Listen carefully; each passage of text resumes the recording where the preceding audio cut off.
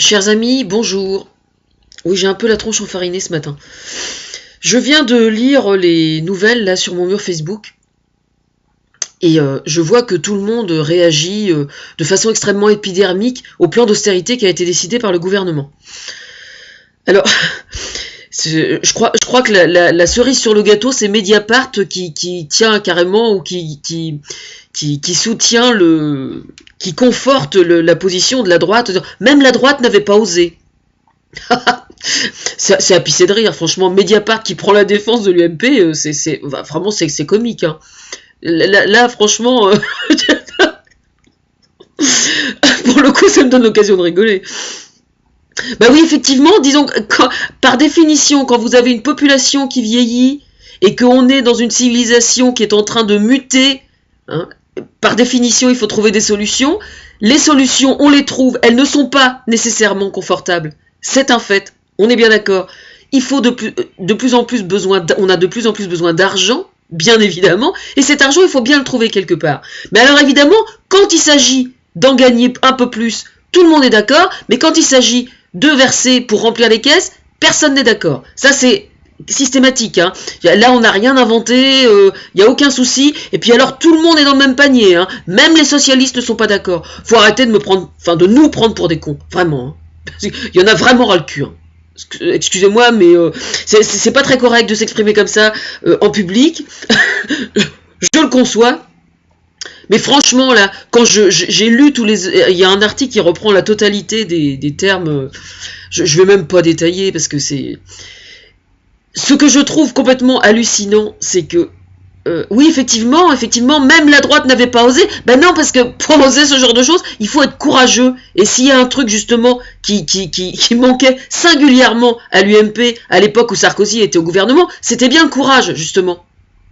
Vous voyez, c'est ça un peu le problème, hein. C'est qu'il faut effectivement avoir le courage de le faire.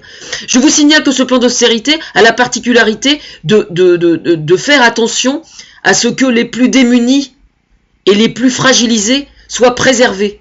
D'accord ? C'est ça qui importe. Quant aux autres qui se lamentent là, parce que là, ce qu'on a lu dans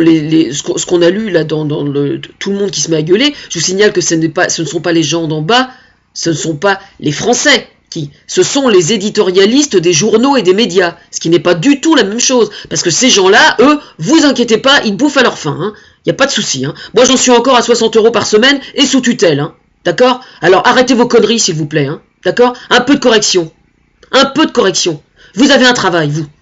Médias, gens de médias, là. Vous avez du boulot. Alors, fermez votre gueule de temps en temps, ça nous fera tous des vacances. Vraiment.